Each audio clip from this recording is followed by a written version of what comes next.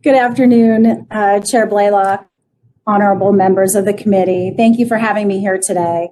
I'm Joan Ebert, State Superintendent of Public Instruction for the Nevada Department of Education. I was appointed by Governor Sisolak in April of 2019 to lead the department. I'm very proud to do so. And again, thank you for inviting me to be part of your work related to equity in education, something that is extremely close to my heart and the core of the work we do for our students every single day.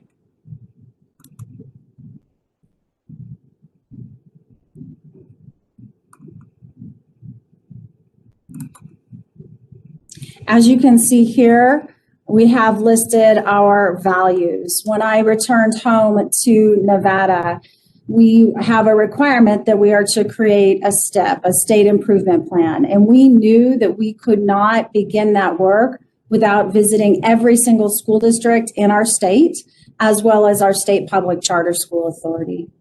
And if you can see all of our values here, but the foundation of the work that we do and of our strategic plan, equity is the cornerstone.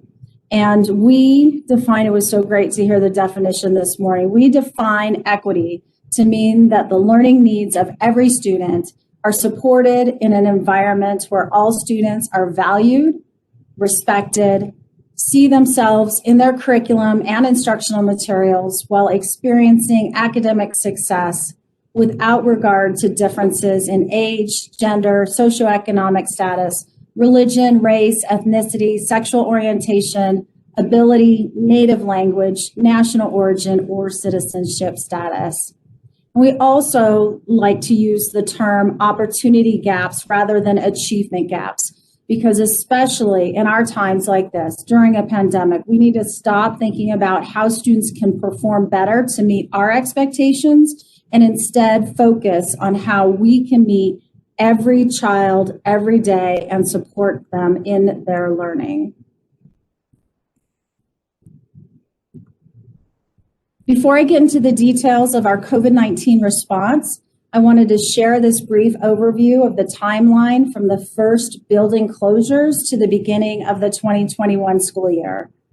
Through the work of our amazing department staff and the unwavering dedication of district and school leaders, our teachers, staff, families, we were able to quickly respond when the governor made the difficult decision to close school buildings in a little over a year ago.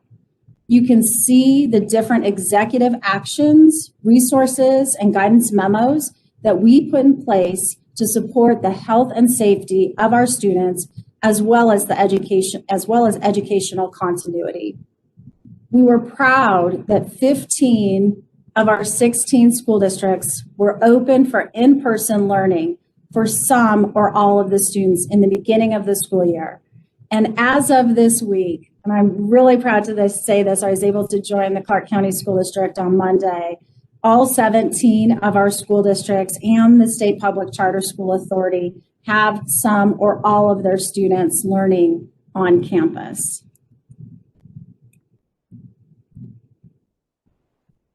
This slide provides an overview of the priorities that guided our COVID-19 response, all related to equitable access to high quality teaching and learning. We separated our work into three main areas. What I call the first bucket, if you will, or area is the stuff bucket. It's devices and connectivity. The second being high quality professional learning for our educators, for our families, for ourselves, and high quality instructional materials being the third area.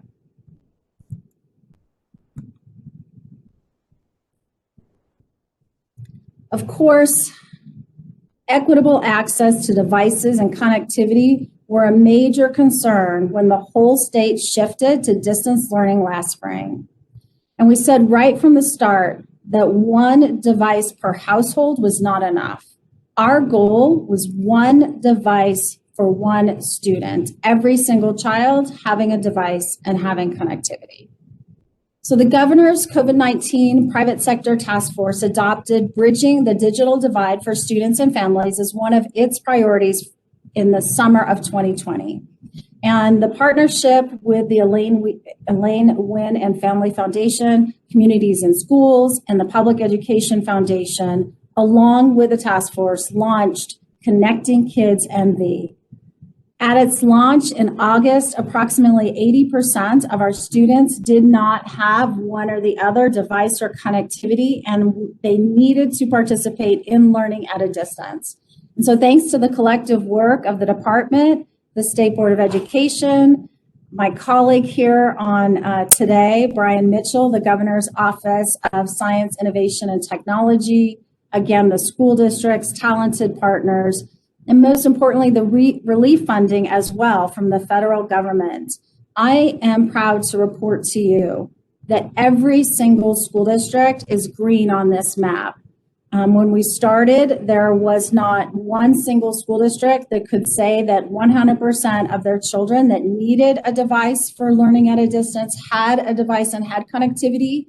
And today, we are the only state in the nation that truly has that completed. Our devices are not on order. We're not hoping that students can have connectivity, but they have it because of the great work that has transpired in our state.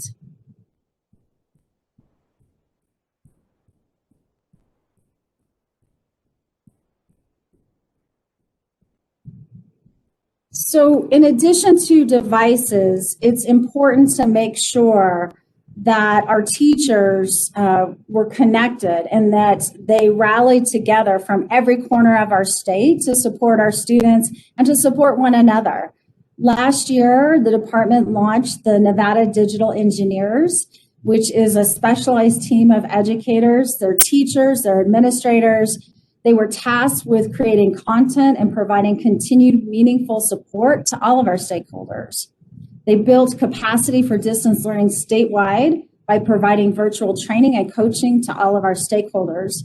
In addition, our NDE staff began hosting weekly office hours for educators in different content areas, as you can see on this graphic. And we worked with Nevada's regional professional development programs to continue to identify and address the needs of professional learning for all of our staff. We're also very fortunate that we had public-private partnerships beyond the one in Connecting Kids. When we first spun up the Nevada Digital Learning Collaborative and the website, we needed to make sure that we had high-quality content. And Mayan provided access for children across the entire state actually through this last December, and we've continued on beyond that, but provided access for every single child. We also were very fortunate that Nevada Gold Mines stepped up to the plate and provided resources for discovery education. And those materials are very important to all of us because we wanted to make sure that we had access to materials that were aligned to our expectations of the state, that were provided in multiple languages, that had a lens of diversity and equity. They had just launched their social justice components, and then also had resources for parents. And that is how Discovery Education met all of those needs. Also thankful to both PBS stations, Vegas PBS as well as Reno, provided educational materials, reprogrammed some of the resources that they had to make sure that there was high quality access to high quality materials. And the one piece too that I want to mention is social emotional supports. Materials provided with the Discovery Education also have social emotional supports for educators, families, and students.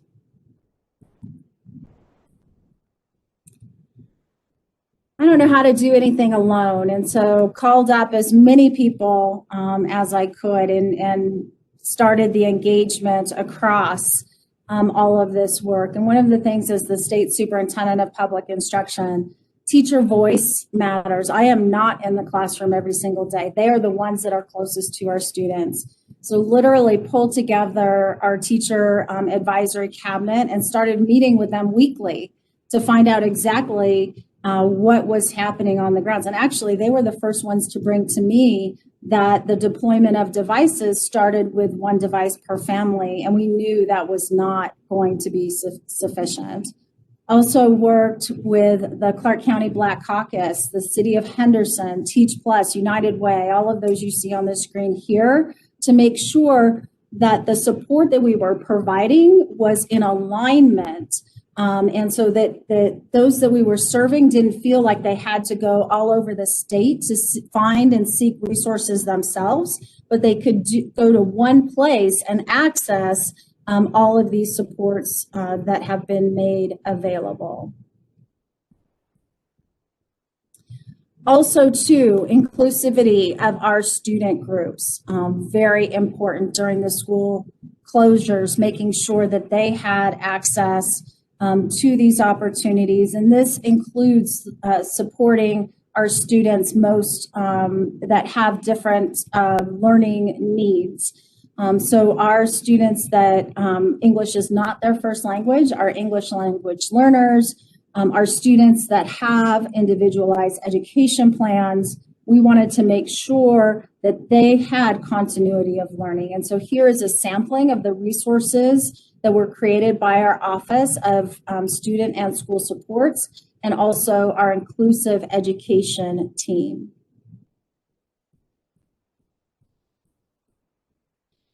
Parents and PTA, Nevada PTA, and all of those that have connections with families were critical to this work. So in closing, I just want to give you a high flyover of the three. I have blessed with 3 deputies that work with me in this work and collaborate to make sure that we move forward in a seamless manner. And so on this slide, what I would highlight here is that the Office of Safe and Respectful Learning Environment, the team, they received a $10.3 million grant for school-based mental health supports. And the success of the grant application is due to collaboration. My colleague here, Chancellor Rose, her universities that were collaboratives with us, the Nevada State College, the University of Nevada, Reno, University of Nevada, Las Vegas. Also in collaboration of this work, most importantly, is the Nevada School Counselor Association, Nevada Association of School Social Workers, and Nevada Association of School Psychologists. This grant would not have been successful had we not brought together all of our partners to make sure that we were cohesive and strategic with these resources. Also, to help alleviate the negative impact of COVID-19 on the licensing of educators, our Office of Licensure granted a 6-month extension to expiring licenses. And we're proud to celebrate that our office has accomplished now a 24-hour turnaround for anyone that applies for application to be licensed in our state. And that is, was a big accomplishment because I will tell you years ago, it would take months to receive a license. And now that team has been extremely successful in their work. We have our Business and Support Services Division.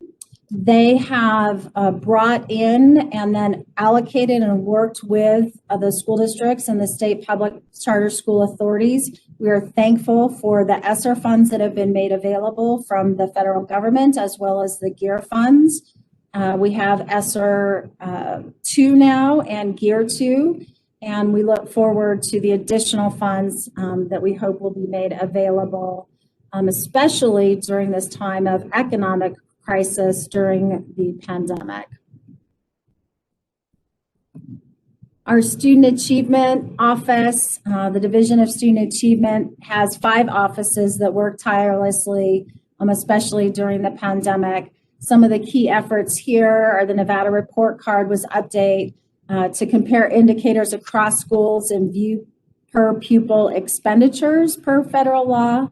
The Office of Students School Support was also awarded a $2.6 million grant to expand access to career and technical education, coursework, advanced placement, work-based learning activities to our rural school districts, capitalizing off of the great work that has been across our state. We also know, and I know in the introductory comments, were talked about learning and learning loss and what has transpired during this pandemic.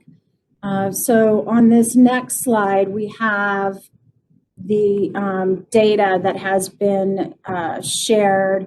This is from tracktherecovery.org, and you can see that at this point, we're at a K-shaped recovery.